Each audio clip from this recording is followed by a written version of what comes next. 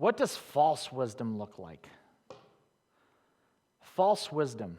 Now, verses 14, 15, and 16 give us a look at false wisdom.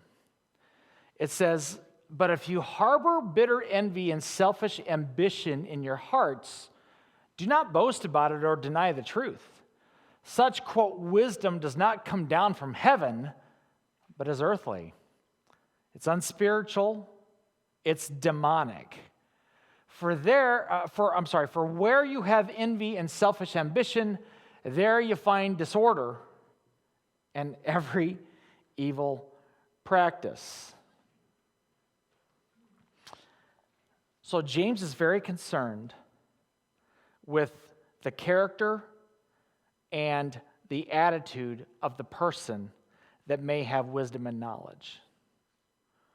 They are not compartmentalized from each other. Let me put it to you this way. I got it highlighted in the next paragraph. Many people, when they begin to increase in knowledge, become very prideful and arrogant about it. Now, I have no problem with higher education, okay? College was the best 7 years of my life. I'm kidding. I graduated in 4. Okay. But here's what I won't say his name. I doubt you know him anyway. But I have a friend. Who, when I first met him, he was just a plain guy, just an ordinary fella. He'd hang out. And then he got smart. And he got his master's. And again, I have no problem if you have your master's degree in here, bless your heart. I think it's fantastic, okay? Then he got his doctorate.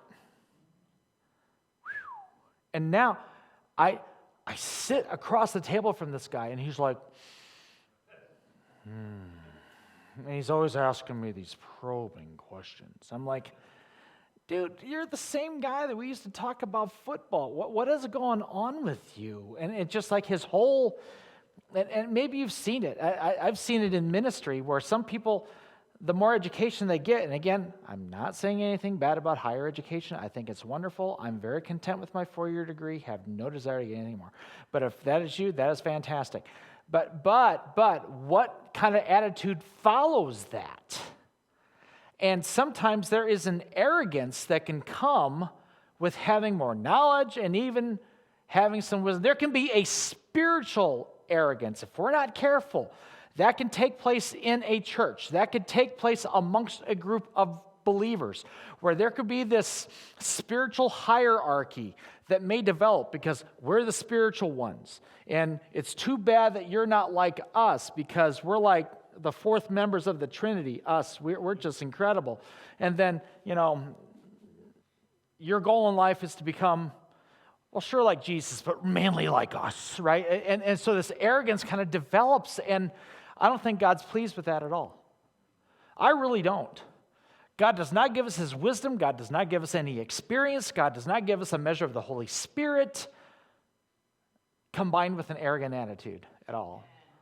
Ever. Anybody who comes off to me as arrogant and tell me that they are a prophet of God or a man of God or a woman of God, okay, let's check your attitude first. And then I'll hear what you have to say.